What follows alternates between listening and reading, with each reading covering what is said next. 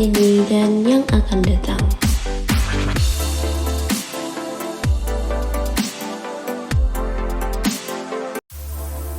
Perkembangan teknologi di era digital. Tren di era digital, dampak perkembangan teknologi di era digital, masa depan pekerjaan di era digital, masa depan data di era digital, masa depan media sosial di era digital, perkembangan bisnis di era digital, e-commerce bisnis model, metode operasi dalam bisnis e-commerce.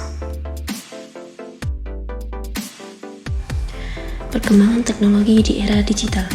Teknologi merupakan sebuah sarana dan prasarana yang menyediakan sebuah barang atau komponen yang diperlukan bagi kelangsungan hidup dan kenyamanan hidup umat manusia. Seiring perkembangannya teknologi, mengalami perluasan makna menjadi sebuah benda yang tidak terwujud seperti software, metode pembelajaran, metode bisnis, dan lainnya. Seiring perkembangan teknologi yang semakin maju, tentu akan lebih banyak teknologi yang muncul, seperti robot, autonomous car atau self-driving car, hingga alat berbasis IoT dan kecerdasan buatan, atau artificial intelligence. Era digital sudah membawa banyak sekali perubahan yang baik menjadi efek positif yang mampu pakai sebaik-baiknya. Tetapi pada ketika yang bersamaan, era digital juga membawa poli efek negatif sebagai tantangan baru pada kehidupan insan pada era digital ini. Tantangan dalam era digital juga masuk kepada banyak sekali bidang, misalnya politik, ekonomi, sosial budaya, pertahanan, keamanan, dan teknologi kabar itu sendiri. Media baru era digital mempunyai ciri-ciri seperti bisa dimanipulasi, bersifat jaringan, atau internet. Tren di era digital.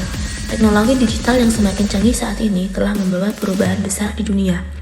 Lahirnya situs jejaring sosial ini adalah layanan berbasis web yang memungkinkan pengguna membuat profil, melihat daftar pengguna yang tersedia, mengundang, dan menerima teman ke situs.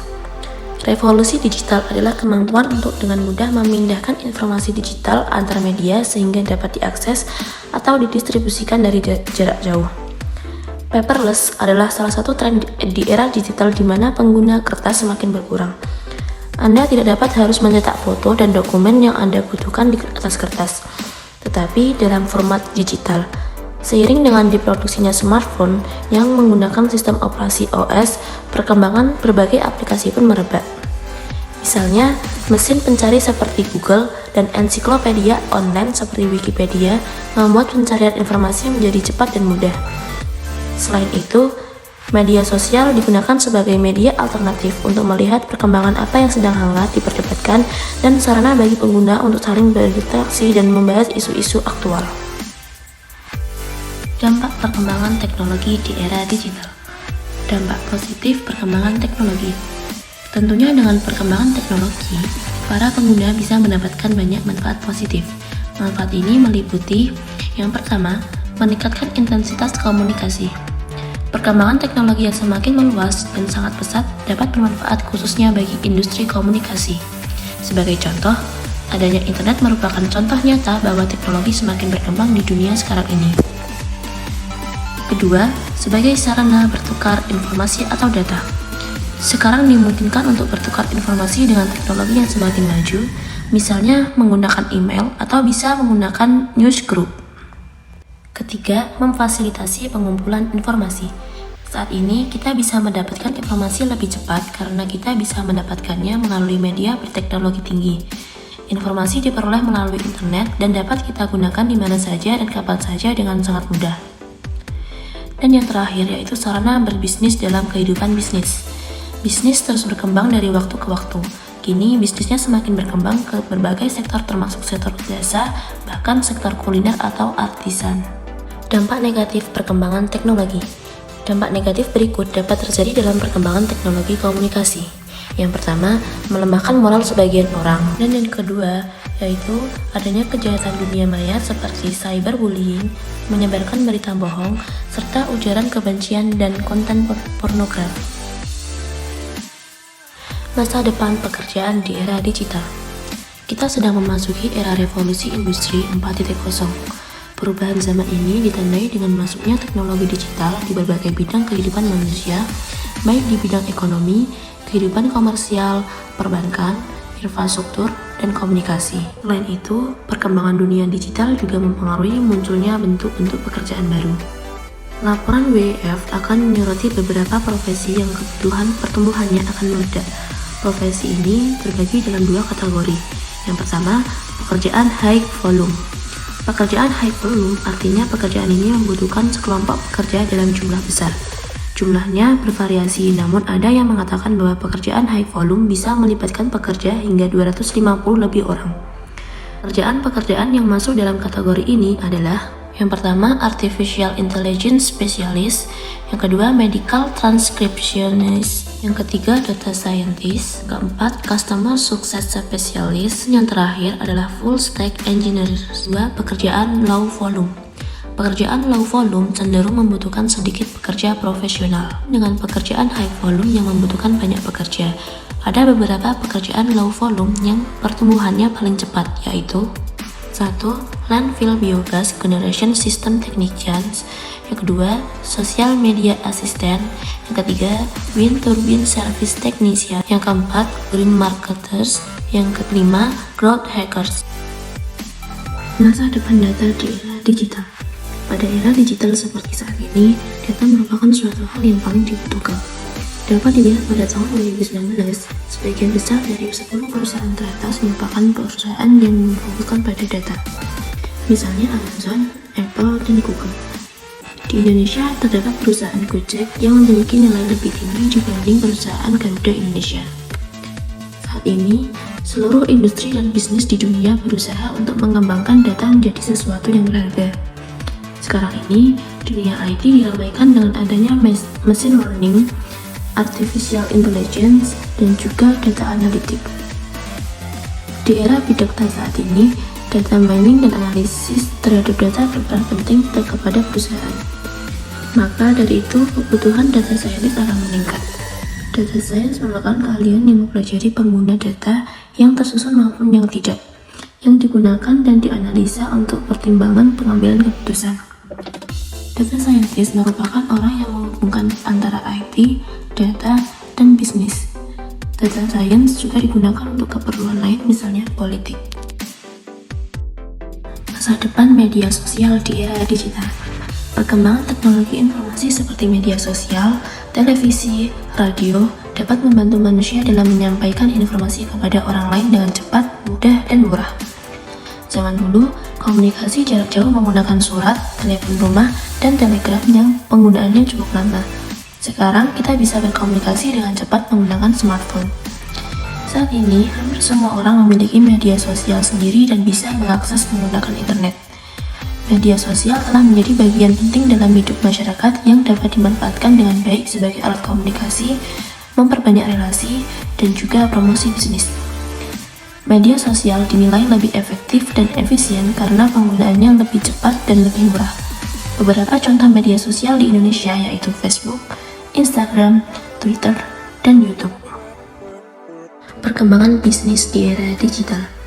Perkembangan bisnis di era digital bisa dibilang sangat cepat dan tepat. Dengan digitalisasi, orang-orang dapat terhubung dengan semua bidang hanya melalui web. Dengan begitu, peluang bisnis semakin meningkat dan efisien. Adanya teknologi akan memudahkan manusia untuk mengakses informasi secara bebas dan terkendali. Perkembangan teknologi dapat membentuk masyarakat baru, yaitu masyarakat era digital. Perkembangan bisnis di era digital sudah menjangkau seluruh masyarakat dunia. Masyarakat dapat mengakses produk dan jasa dengan mudah. Dengan adanya teknologi perdagangan yang baru, semua barang menjadi mudah didapatkan. Adanya sosial media pada perkembangan bisnis pun banyak memberikan keuntungan. Berikut ini merupakan beberapa peluang bisnis di era digital. 1. Finance Technology. 2. Software as a Service. 3. Cloud Hosting. 4. Bisnis jual beli online. 5. On-demand service. Dan yang keenam, online marketing. E-commerce bisnis model. E-commerce merupakan bagian dari e-bisnis yang berkaitan dengan pembelian dan penjualan barang juga jasa melalui internet. Dalam e-commerce terdapat kegiatan yang mendukung transaksi pasar seperti iklan, pemasaran, dukungan pelanggan, keamanan, pengiriman, dan juga pembayaran. Contoh bisnis e-commerce. Pertama, business to business e-commerce. Ini berfokus sebagai penyediaan produk dari satu ke bisnis lainnya. Walaupun banyak bisnis e-commerce di model ini merupakan penyedia jasa, tetapi juga ada perusahaan software, perusahaan supplier, dan pemasok perabot kantor, perusahaan hosting, dan juga berbagai model bisnis e-commerce lainnya. Contoh e-commerce business to business di Indonesia adalah lalali.com, indotrading.com, Kawan Lama, Electronic City, Indo Network. Yang kedua, business to customer e-commerce, model bisnis yang seperti retail tradisional yang menggunakan media sosial sebagai alih fungsi dari toko fisik untuk dapat melayani konsumen. Contoh model e-commerce business to consumer di Indonesia adalah Blibli, JDID, dan juga Lazada. Ketiga, consumer to consumer e-commerce. Dalam model ini, konsumen individu dapat menjual maupun membeli produk dari konsumen lainnya. Contoh online marketplace yang paling dikenal di Indonesia adalah Bukalapak, Shopee, dan Tokopedia. Selain melalui marketplace, kegiatan jual beli juga bisa dilakukan secara langsung antar individu tanpa adanya perantara yang merupakan pihak ketiga. Contoh platform dengan model ini yaitu OLX, Kaskus, dan Instagram. Yang keempat yaitu customer to business e-commerce. Customer to business adalah model bisnis di mana konsumen menyediakan produk atau layanan ke perusahaan. Contoh platform ini adalah istockphoto.com yang menjadi media bagi para fotografer individu untuk mendapatkan royalti apabila ada yang menggunakan fotonya. Dan yang terakhir adalah e-commerce administrasi publik atau pemerintah.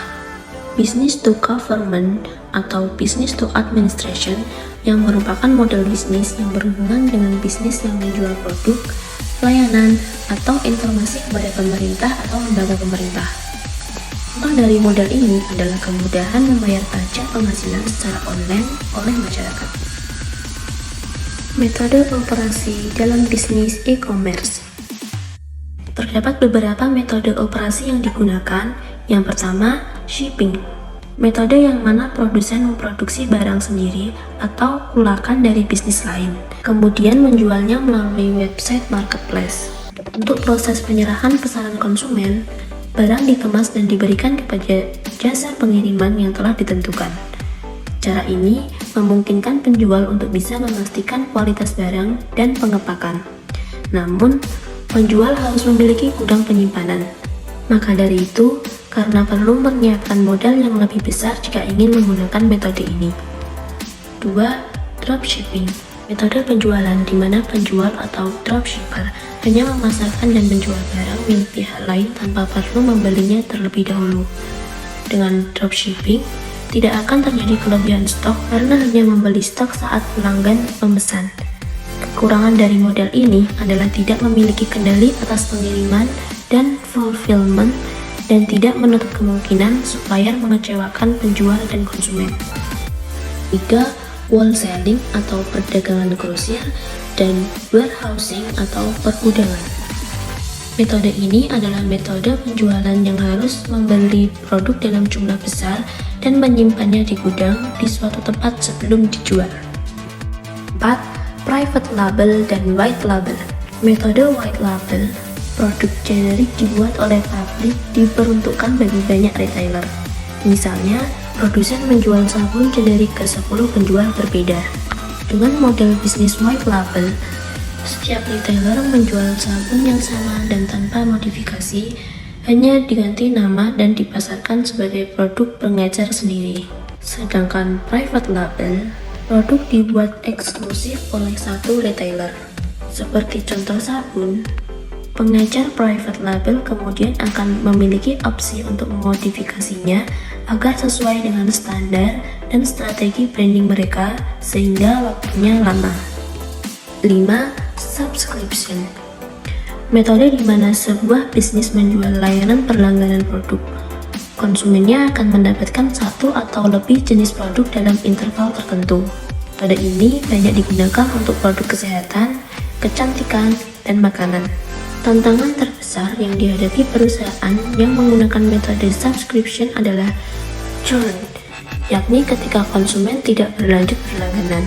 Perusahaan harus pintar dalam mengembangkan user experiences untuk menghindari tingkat churn yang tinggi.